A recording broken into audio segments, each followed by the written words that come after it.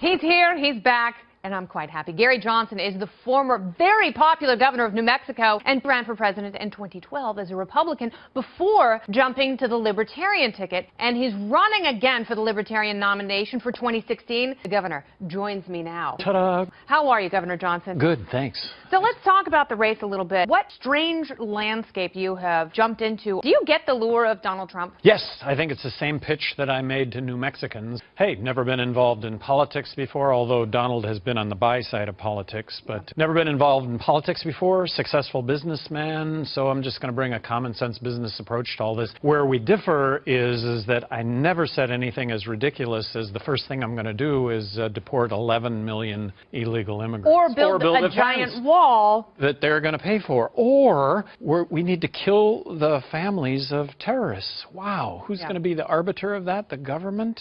I'm all for free trade, but you know what? Apple is going to make their iPads and iPhones in the United States. Yes, they are. Anyway, that's going to happen, and then they'll be $45,000 a piece. Let's talk about you. You are the first high-profile third-party candidate we're seeing in the race. If you spoil the election, who will you spoil it for? I don't think I'm going to spoil the election, and it's Come on, we got to dream big. Yes, be labeled the spoiler. Yeah. And I am the third-party candidate. Hope to be the Libertarian nominee. You've got some other people who are running for the nomination. Yes, but the Libertarian nominee is going to be on the ballot in all 50 states, so Libertarians are the third party. Yes, and people don't understand that if you enter into the race right now, you can't get on the ballot in all 50 states starting tomorrow. Yes. It just can't be done. No, it's too late. Your time has passed. The stand has left the hourglass. Exactly. Let's talk about rationality, because there is a dearth of it in this election. It is all about passion and emotionalism and pleas to nonsense.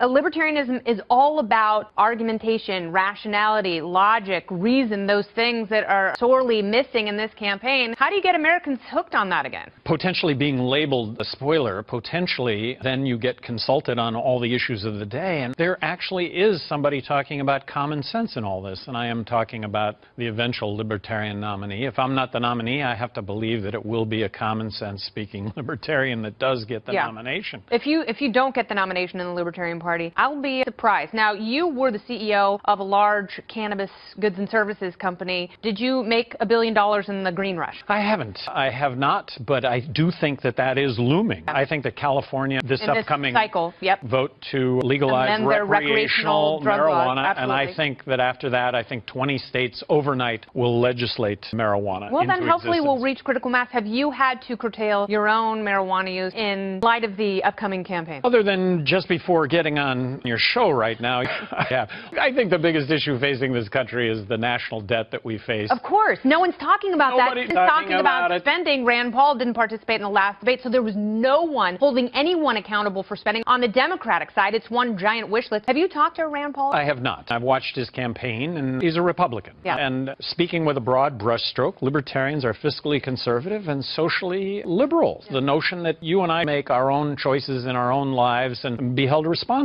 for that. And there is a Islamic terrorist threat that I think that we're not addressing. What we do is we differentiate between religious freedom, which is Islam, and Sharia law, which is politics. We cannot allow Sharia law to be a part of our lives. It's contrary to U.S. Constitution. We've got 10 seconds left. Did you dial it back on burqas? You said that you would sign a law banning burqas. Yes, because you sign a law banning full-face burqas, and the notion was to protect women that may be beaten because they are adhering to Sharia law. But if you sign that into law, the Macy's Day Parade would be a whole different thing without masks. Disney World might not be able to legally exist because of masks. So it was a stupid comment. Children. Governor Johnson, please come back. There's lots to talk about, so much to tackle. And we'll start with cutting spending. Thanks again. Thank you.